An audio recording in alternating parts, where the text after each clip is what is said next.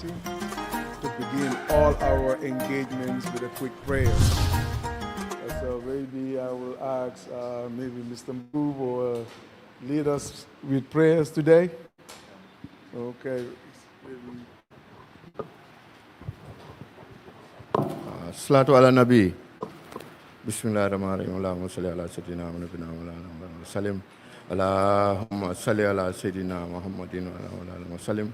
Allahumma salli wa sallim ala Sayyidina wa nabina Maulana Muhammad wa sallim tasliman. Alhamdulillahi Rabbil Alameen.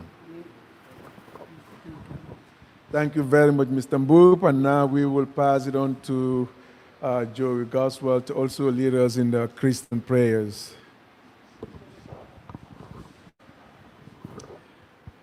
Before we start, I give the prayer. Can I kindly ask that we all stand up and give a minute silence to the martyrs?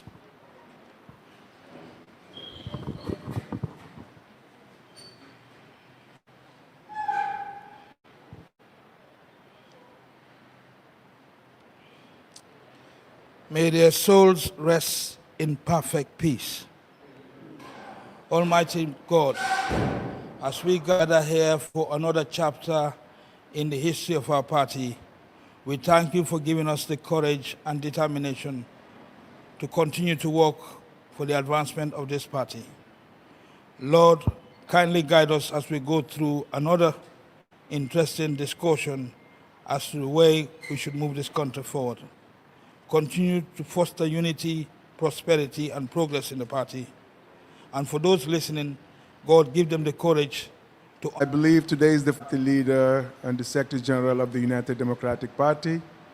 I would also like to say good morning to the members of the high table here. Starting from my left, Joey Goswell, who is a staunch and a prominent member and a supporter of the United Democratic Party from 1996 to date. We welcome him from the UK, who is currently on a visit to the Gambia. Also say good morning to Mr. Lamin Mane, who many of you already know, who is not a guest or a stranger to the members of the media, and also our members of our protocol team here to my right, all the way to the admin secretary for the bureau here, Mr. Mboop, and all his team that he works with here at the bureau. And to you, the media, I say good morning. We appreciate you and we thank you for your presence here today. You all have been an excellent partner with the United Democratic Party throughout the year. We appreciate the initiatives and the effort that you all took, starting from Banjul here or touring with us through the provinces, from the small towns to the mainlands, to the inlands, to the rivers and the belongs across this country. From the mountains to down to the lower hills, all across the Gambia, you guys were there with us, especially our female members of the media fraternity, who went above and beyond all expectations I ever imagined. Some of them, I saw them myself riding behind pickup trucks, all in the duty of serving the Gambia. So we say thank you to them, we appreciate you, and we see your efforts, and job well done to you all. So today's press conference will be very precise and concise to the point, the reason why we have a very lean team here today with the party leader. The party leader will be giving us his end-of-year recap as a leader and a stakeholder, not only in our politics, but also as elderly statesman in this country.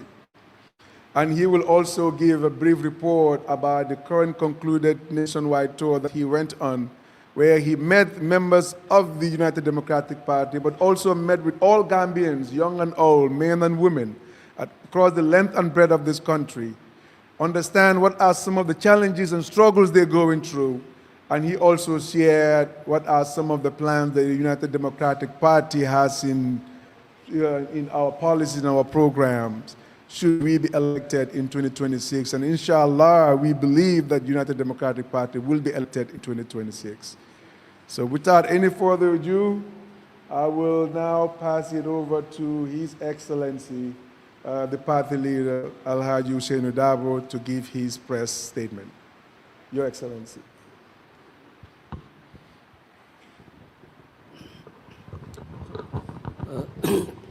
Thank you very much, Mr. Kamara. And thank you very much, members of the press, for responding to our invitation as usual. You've never been wanting when a call is made on you by all political actors and by others whose activities impact the lives of ordinary people of this country. You always respond to their calls. I thank you for that.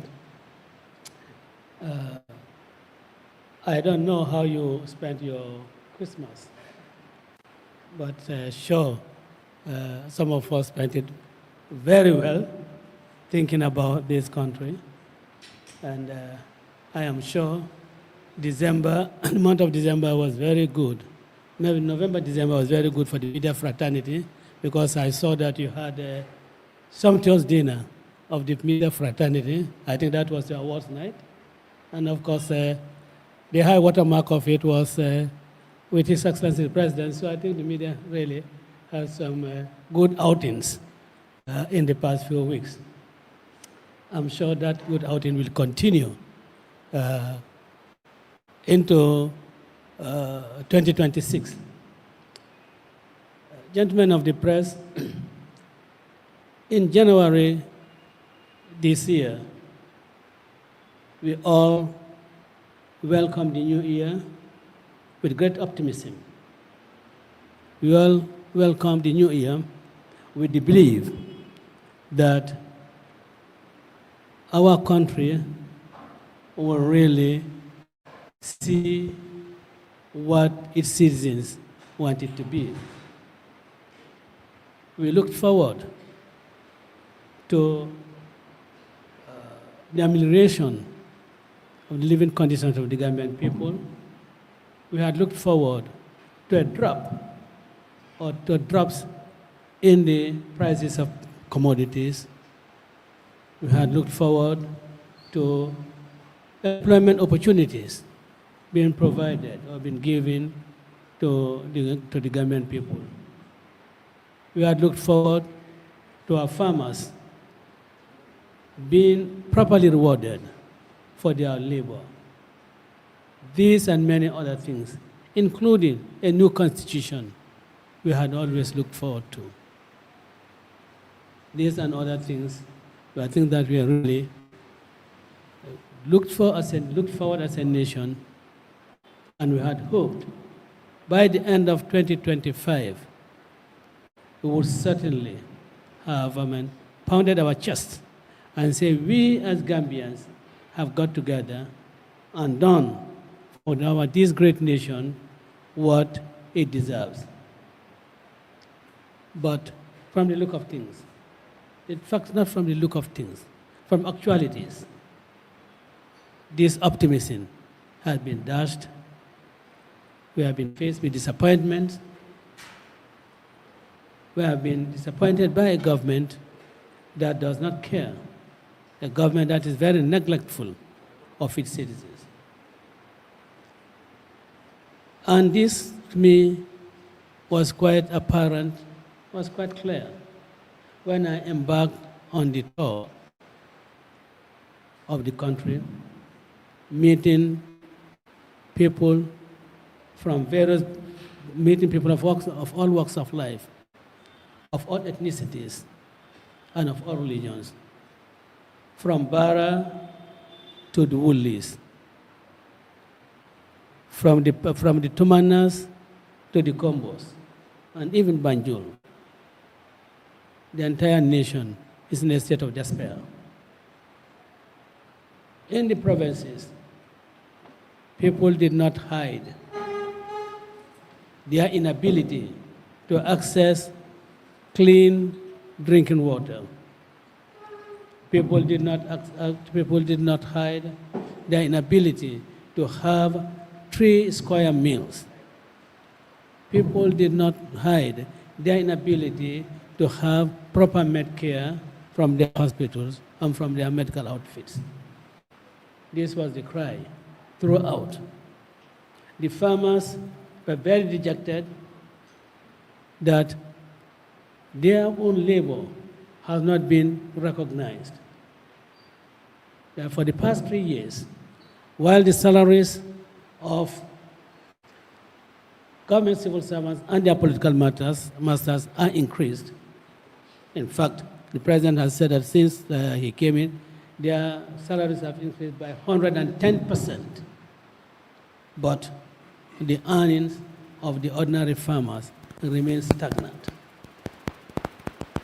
while the prices of commodities get increasing. This is what the government people have been telling us, and this is what we saw firsthand, because what we saw was quite different from what we saw in 2022 and 2023. And it just shows that we are going down, that we've never made any attempts to really de-escalate the level of poverty in this country, that in fact, what is being done is to increase the level of poverty in this country. Farmers have cried the fact that access to fertilizer it was difficult. And where it was possible, the prices are unaffordable.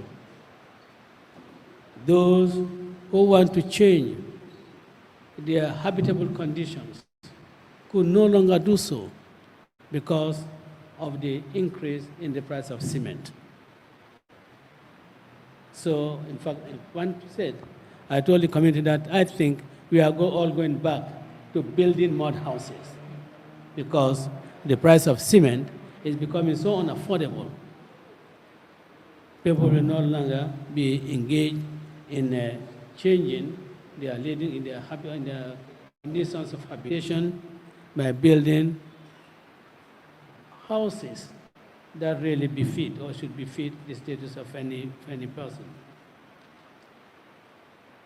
Of course, before I went on the tour, His Excellency the President, in the guise of satisfying the constitutional requirement of touring the country, went out, I believe, on a 3 weeks campaign, political campaign, instead of on a tour that is within the contemplation of the Constitution.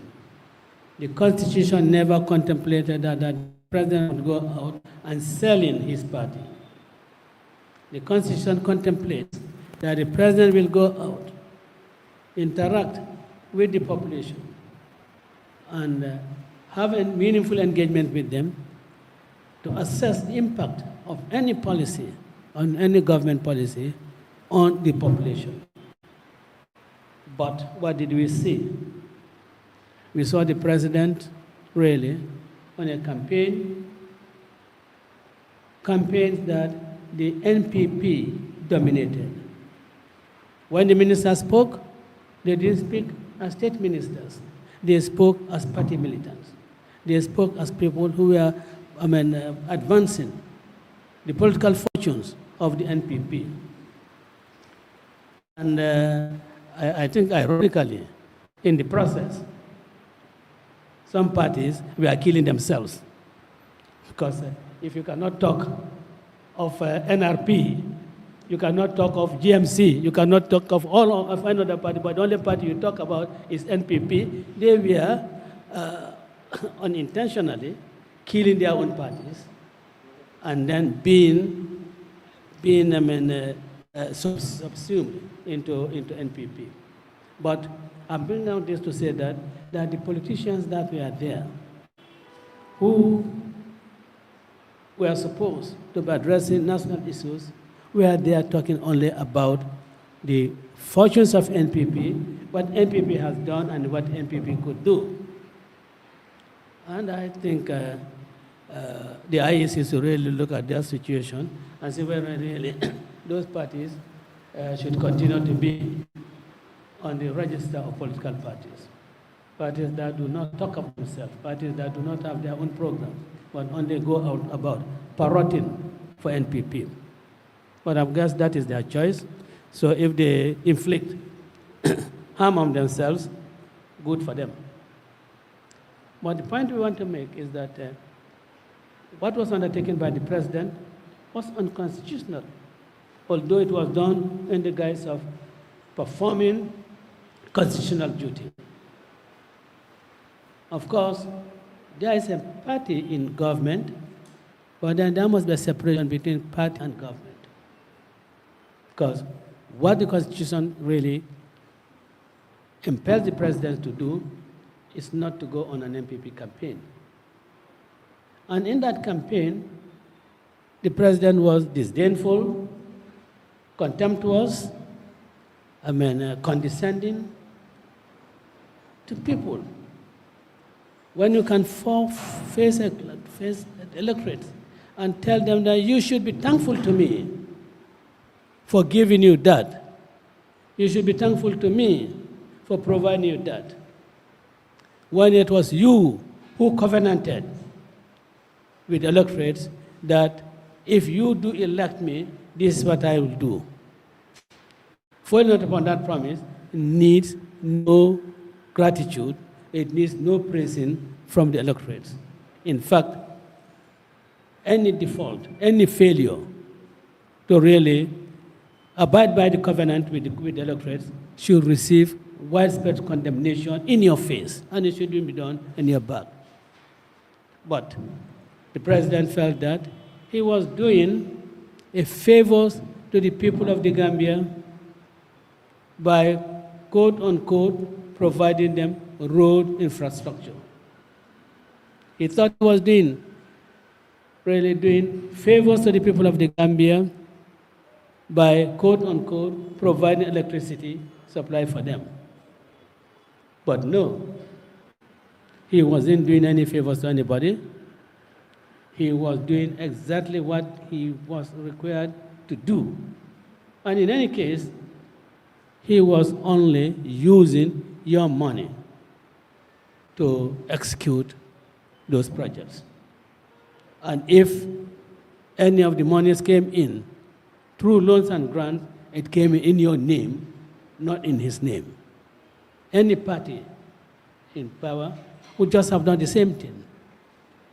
And we want the president and his government to go on and implement the various developmental projects, but not to say that they are doing so as a favor to the Gambian people. We encourage them, because that is why our National Assembly members, jointly with other National Assembly members, approve the budget and make suggestions as to how funds should really be used. So these funds were not ones that were provided by President Barrow, but were funds that were provided by the National Assembly, which includes the UDP National Assembly members, the DOI National Assembly members, and the North Alliance National Assembly members. So this was not a gift by President Adama Barrow. But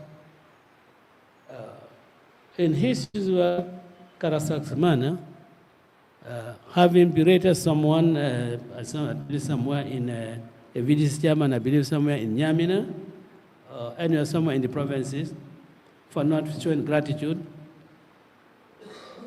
he,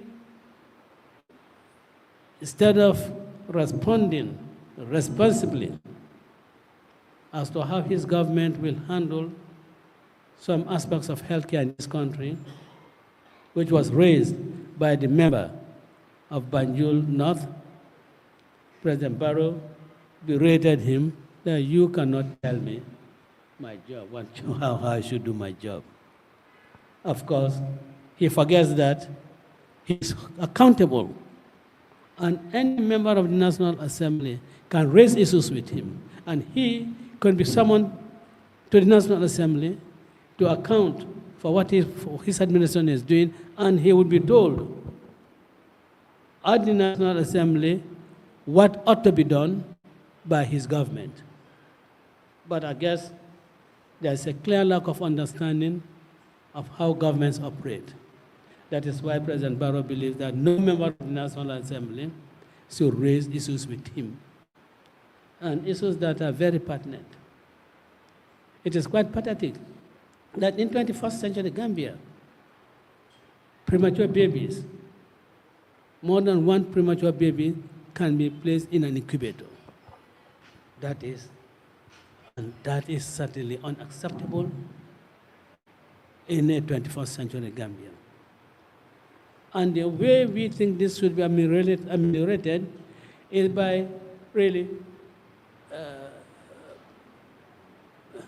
doing away with wasteful spendings, doing away with budget lines that are really not really advancing the healthcare in this country. What about slicing down the meat farmer store? Why not cut the budget and get as many incubators as possible? Why not the so many unproductive advisors that you have, the funds being utilized for their remuneration, and the other perks of their offices? Why don't you use that and provide scholarships to as many people, as many who want to study journalism or who want to go to the School of Medicine? Why don't you stop this flamboyant lifestyle? Buying vehicles that cost $9 million, $5 million, why do you have to buy those vehicles? Why can't you buy vehicles that are functional and could still do the services that they should, that the expensive vehicles would do, and apply the funds to agriculture and equip institutions like NARI so that their ability in conducting research can be improved, so that you can have, trial farms for crops that we don't think can thrive in this country, but you can have trial farms on them. Why can't we do that? But then the government is certainly not interested in that. What they are interested in is really to ensure that their own pockets are lined, properly lined, by giving away road construction contracts. And that is where they part in what should go into their pockets, inflate the prices. But it is only a government that cares that would think that way. These were some of the things that the Gambian people had thought with optimism will not happen in their country, but it has happened. And the only way to bring an end to that, the only way to ensure that this not happen in future in this country, is to reject the Barrow government and install a United Democratic Party government under Hussein Dabo's leadership, and the deliverables will be delivered at the right time, at the right moment, and for the right people. Well, in the education sector, I want to thank Holland Foundation, MRC Holland Foundation, for their generosity, for really raising funds from the ordinary taxpayers abroad in the various countries where they operate, and funneling those funds for building for making schools and classrooms available to us. We thank them profusely for that. And we hope that that partnership with the MRC Holland Foundation will progress and it will progress for the good of it will progress for the good of for the good of this country. And I think that whilst the president can talk about provision of schools, I think MRC Foundation should be acknowledged as the people who really provide these classrooms.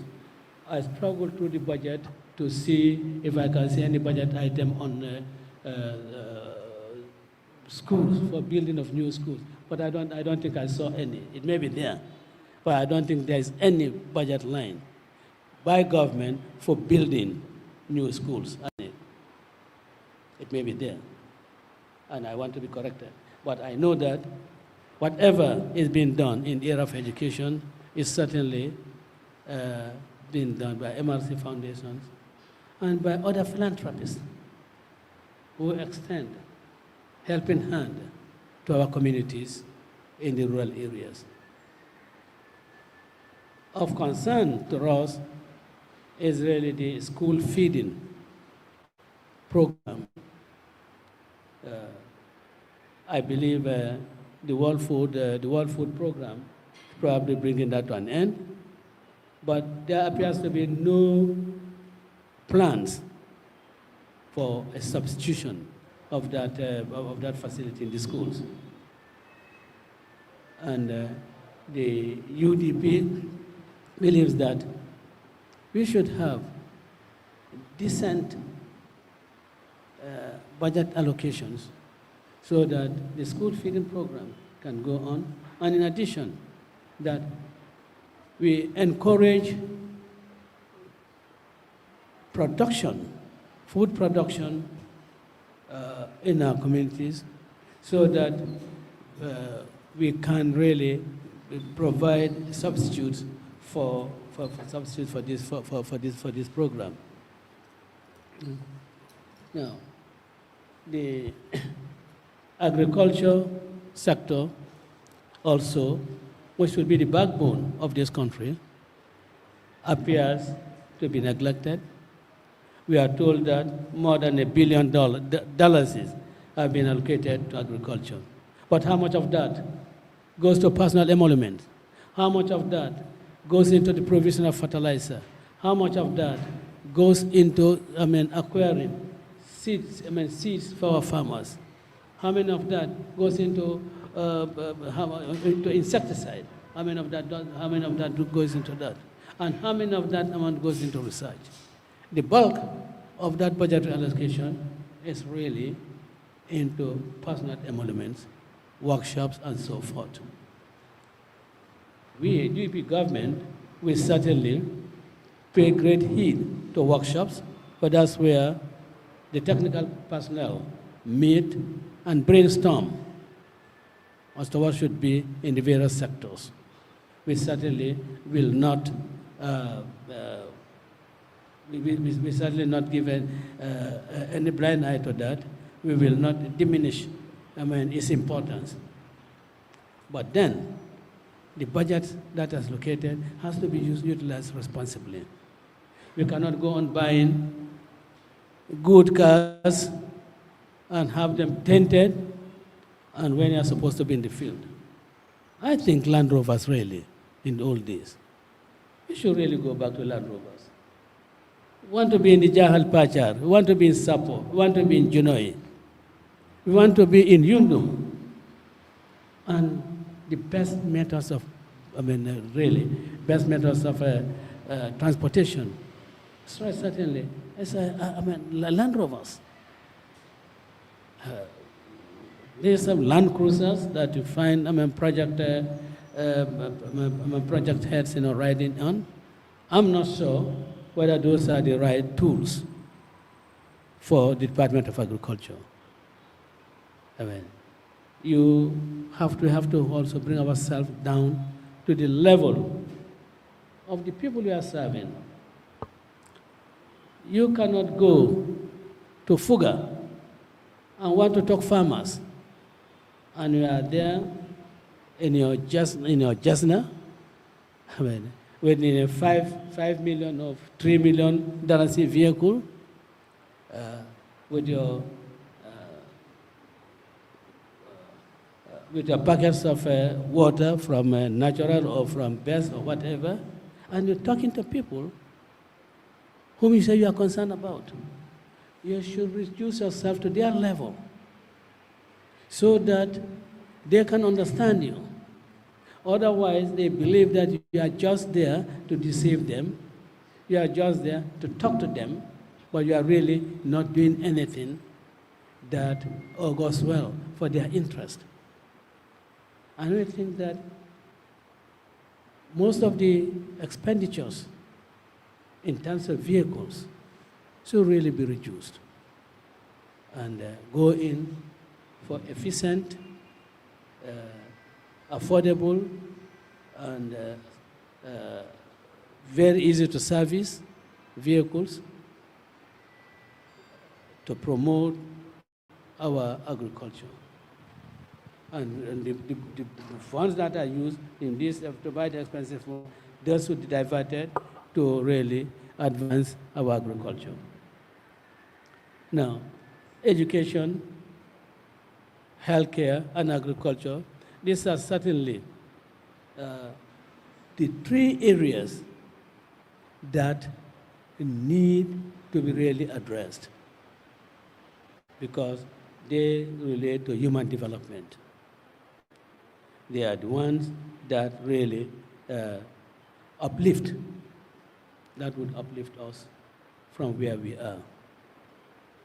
2025 has been a year of despair. Just this morning, I heard on news a confirmation that 190 people or more have perished, as the person put it, in the dark waters of the Atlantic Ocean. 190 just within 1 hour, losing that number of Gambians. Can we imagine the potentials that have been lost in that sea? Can you imagine if those people were on land, had stayed in the Gambia, and the proper atmosphere created for them? Can we imagine how many doctors we could have from them? How can you imagine how many productive farmers can we have from that group? They all went away, sadly, with great ambitions to go and get something which they can bring back to their fatherland. They all went away in silence, with great determination to do something great for this country. But alas, their hopes, their dreams remain and will ever remain unfulfilled because they are no more. Should that be the situation in this country? That after so many years, after people, young people, had danced, had sung, that manta bak mbawulenke manta bak wela baro ganyeta. When young people are singing that, should we be seeing people venturing in the back way? I think this situation calls for a national dialogue. I think the situation calls for all of us to converge and seriously discuss this issue, seriously address it. We cannot be saying that we have provided jobs when people are really living because they do not have jobs. We cannot be pretending that we are carrying development in our country when we are not using the funds to create jobs for our young people. And what is sad is to say whole family perish, father, son, and wife, all perish. That is something that will prick our conscience, our national conscience. I asked President Barrow, as the president of this country, to take the lead convene a national conference, a national dialogue, and it should not be 1-2 hours. It should be at least a 3-hour convergence at which we can all seriously discuss this great menace. It's taking a big toll of our population. Our labor is being destroyed, and we must preserve this labor. Intelligent people are dying. Those intelligent people, we must make use of their talents. We must make use of their intelligence in this country. And we cannot just say that we have created jobs that preach the undesirability of going into the back way. Let us get together and come out with concrete plan. It's a national issue. This is not partisan political issue. It's a matter that affects everyone. Every family in this country, I'm sure, has suffered or has been, negatively impacted by this back syndrome. And I want to ask that what we would have done, and I asked the government to do it because we'll be too pleased to do so, that there must be 24-hour surveillance on our coastal cities and our coastal settlements. There must be 24-hour patrol on our coastal villages. And certainly, buses, commercial vehicles that really go across to Mali, we should be vigilant on them, whilst no one should really interfere with any individual's right of movement, moving out of the country as you wish. But we should also try to see, if those moving out are not really trying to get to Mali, Niger, so that they can get to the Libya and other places to join this security to on this risky journey. So the optimism that we had when we entered 2025, we want to enter with the same optimism for 2026. But as far as the backway issue is concerned, I think we must do so really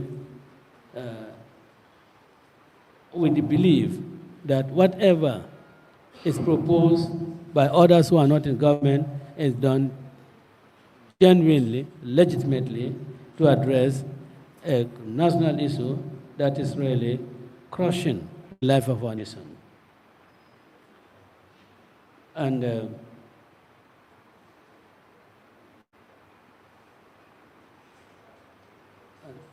apart from the issue of the backway syndrome, it appears that we do have a huge number of neglected children on the streets, a huge number of them. And I wonder what the Department of Social Welfare is doing in getting these children off the streets.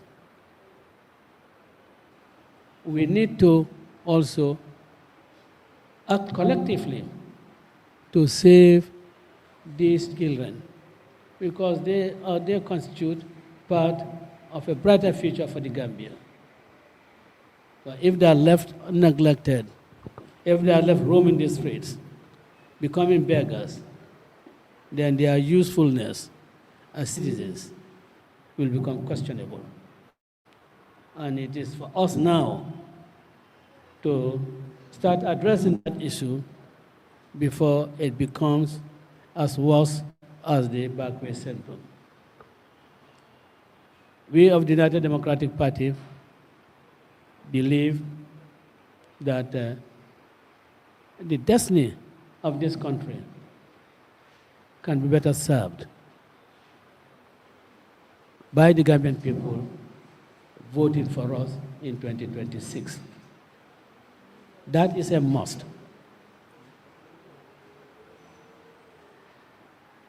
It is generally believed, and I think I take that with a great deal of pride, that UDP is a very strong vehicle for the liberation of the Gambia. And I ask everyone to join that vehicle so that the Gambia we want, the better Gambia that we all want, we can have in 2026, so that between moving from 2027, you'll have a government that will serve the interests of the Gambian people. The economic hardship can only be addressed if there is discipline in the management of our resources. The economic hardship of this country can be properly managed if only our national assets, our national strategic assets are properly managed. We had spoken against the pledging or the mortgaging of the Senegambia Bridge. We have spoken against it. And we have also spoken against the contract, or not contract, the franchising of the Gambia Ports Authority, one of our biggest national assets, to foreign interest. And we did so because we believe that with a competent management, going into partnership with any potential investors, the fortunes of our ports facilities can be turned for the better. But again, the reason why the ports is being given to foreign business interests. Some are saying, although I do not have any evidence, that because of some personal gains, that some really are deriving from that transaction. But I think we should put Gambia above everything, against ourselves. When we spoke against these things, people thought we had just been impossible, that these are losers and they have nothing good, nothing better to say against this government. So they go on condemning everything that we do. But alas, we see a lot of people are also thinking the way we've thought. And I can bet you, all that we have said in the past about running the affairs of this country, we people are silent on, a lot more people will talk about them in the coming campaigns. So, what I want to say that for the new year, United Democratic Party looks forward to really working with the press for the dissemination of our positions, our views, our concerns, and whatever solutions or alternatives we may provide for those. And I wish to thank you all for your presence, and I wish you all a happy new year and a commitment by every Gambian that 2026 Gambia will be redeemed. That 2026 will see the creation of a new Gambia, and that every Gambian who really believes that this country needs good leadership, committed leadership, tested leadership, you will vote for the United Democratic Party in 2026. If it is commitment, Hussein Dabo has shown it. Even before getting into politics, and the United Democratic Party has been there all throughout, from 1996 up to today. United Democratic Party has been there for the Gambians. At no time have we taken a decision that was self-serving. Decisions that have been taken by us have always been best interests of the country. And even where, say who may disagree with it, but after 3 or 4 months, he realizes that yes, that was a good decision by the United Democratic Party.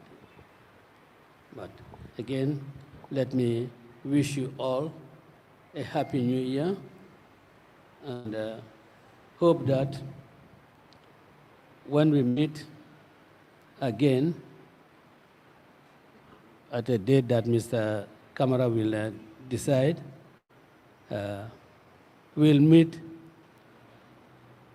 in a much happier mood, because we'll be seeing that probably the country is energizing. The country is warming up to a change that will be for the good of the country. I thank you all. Also recognize the presence of our deputy party leader, Ajiyam Seka, and other executive members who joined us here today. Thank you all, and you are welcome.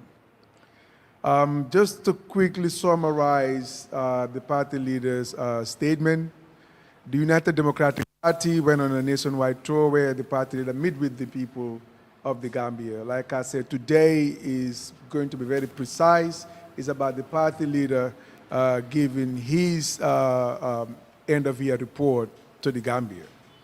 And we started in Essel when we crossed the river to Bara. What we recognize and what people are saying throughout the country is the people of Jokadu and the people of Nyaminas are complaining about the lack of adequate water supplies. They are also complaining about the high cost of cement that was self-imposed by bad policies that is being initiated by our government. The people of CRR have complained about the poor price that the Gambia government pegged on the price of their farm produce and denied them the opportunity to seek competitive pricing elsewhere. The people of URR have complained about the Adama Barrow's government obsession with tribal politics and their lack of provision for farmers, things such as fertilizers and other farming equipments. The people of Jara are complaining about the dying of entrepreneurship and small businesses in the Gambia. The people of Fonyi are complaining about the poor delivery of medical services in this country. The people of West Coast are complaining about the same thing. The people of KM and the Banjul area are complaining about the insecurity and the high crime rate within these areas. The women are complaining about poor medical services. The young people are complaining about lack of gainful employment. The diplomatic corps are complaining about the government wastage and the high level of corruption.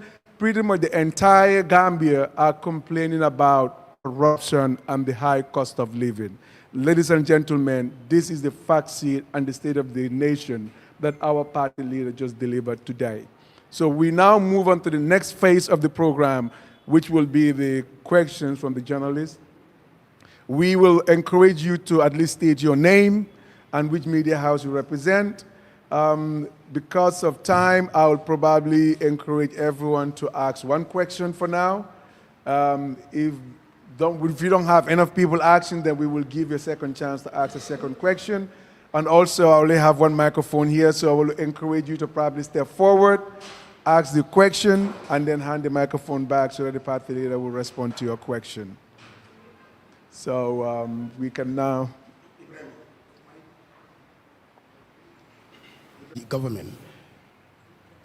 You talk about coming together to install a United Democratic Party government in 2016. And this, 2026. And this can only happen, sometimes people may say, coalition calling. How far are you into that coalition? We've been seeing you also in Fonye, and we got a backlash. What is your explanation in that?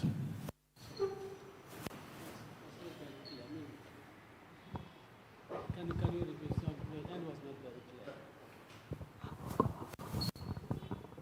clear. Like coalition.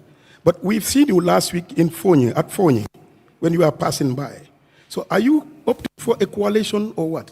But there's also a backlash just 2 days ago from Yaya Jammeh. What explanation do you have towards that?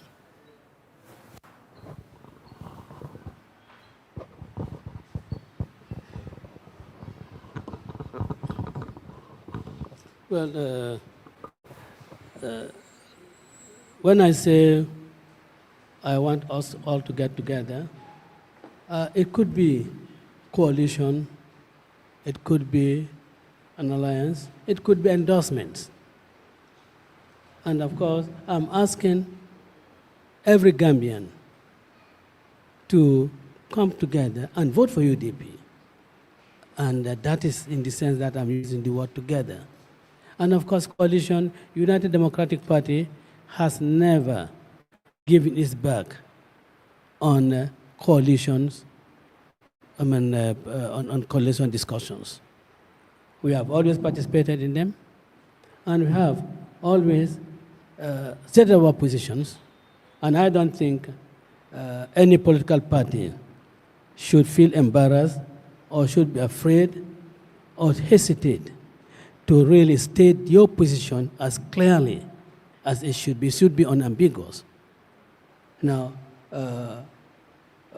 when the proper time comes for any coalition talks, we will definitely put forward our proposals that we believe in.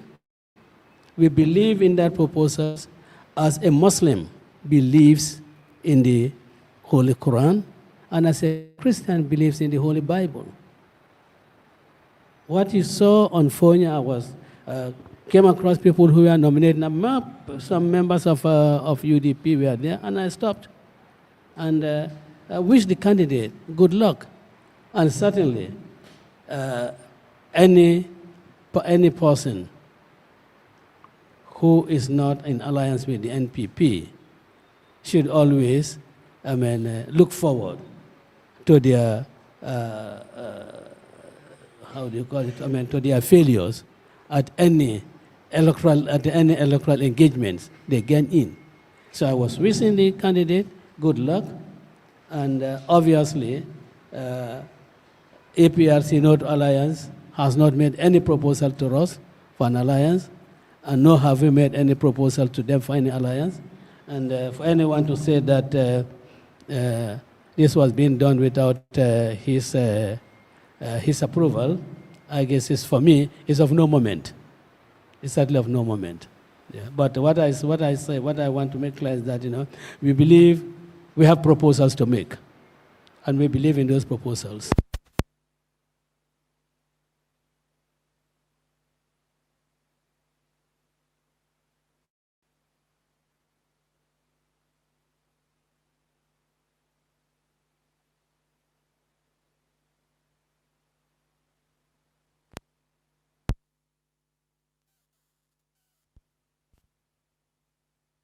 Upon. What I understand, it appears that there are about 3 or 4 efforts that have been made, and let us see how this work out.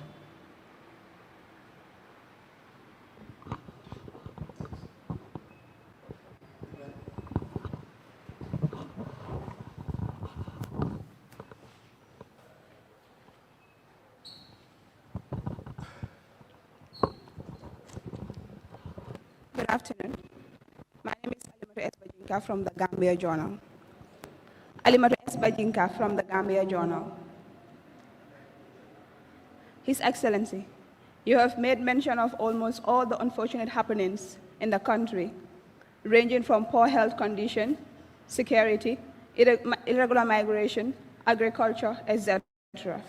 And to crown all this up, the skyrocketing debt under President Barrow's administration. How will a UDP government remedy this menace if elected come 2026?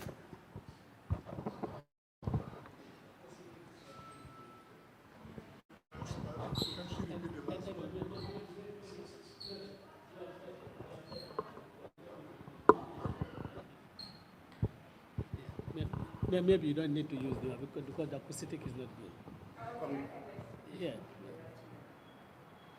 You have made mention of all the unfortunate happenings in the country, ranging from poor health condition, insecurity,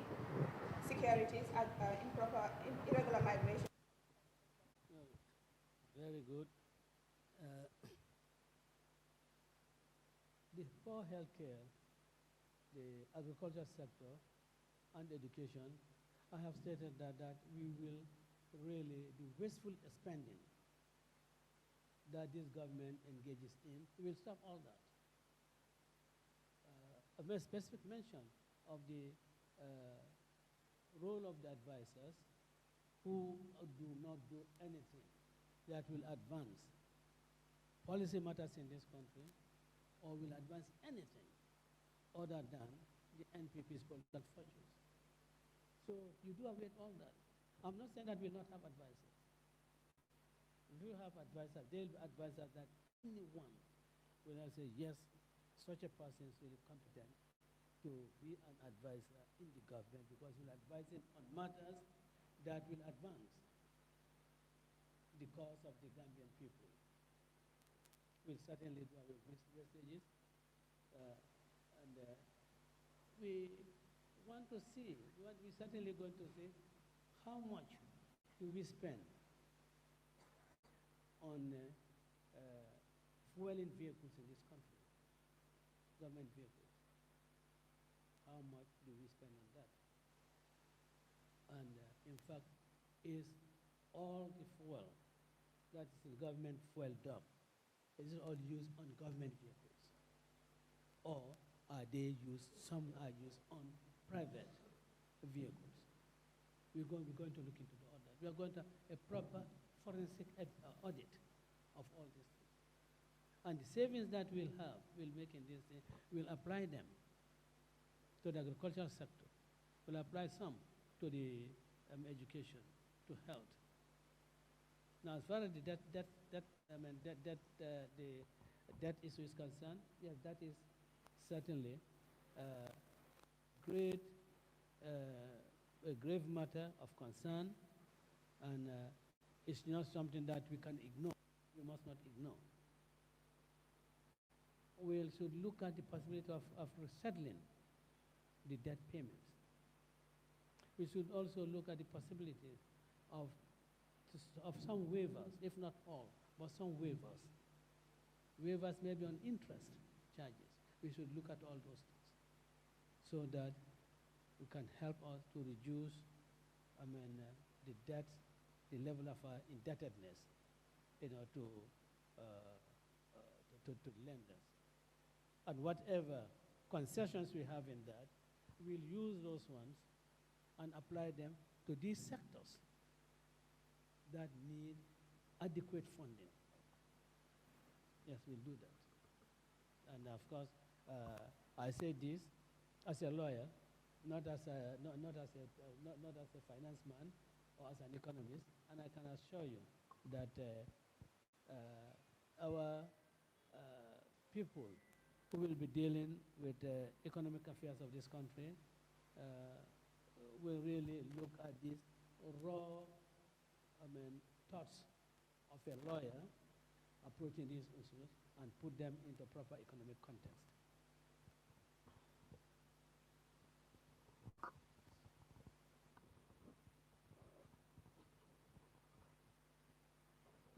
Good afternoon.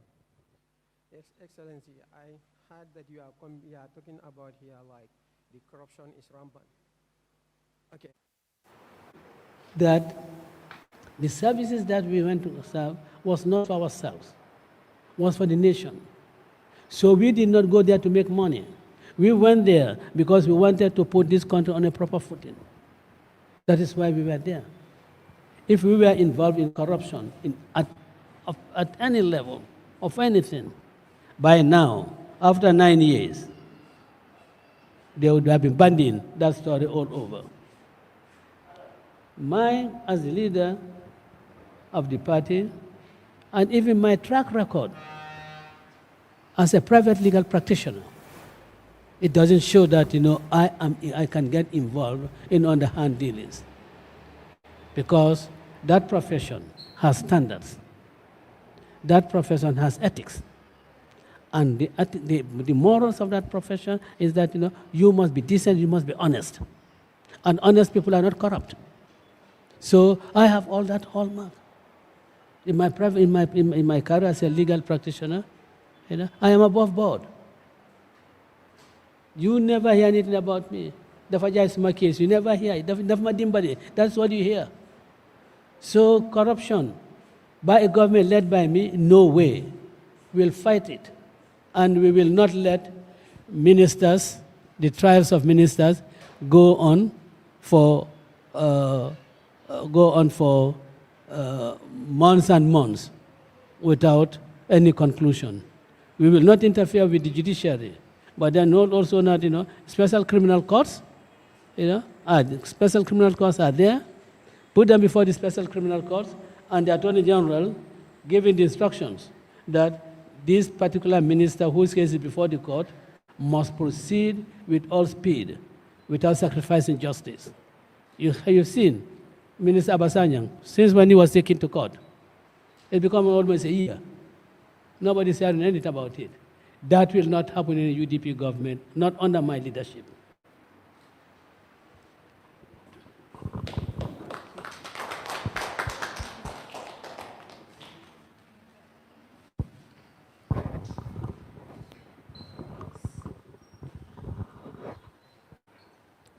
All right. My name is Landin Sise, Gambia Journal. My question is regarding the audit report in relation to the corruption question. We've seen the Barrow government, it seems like they are not taking the audit findings seriously compared to other countries. We've seen the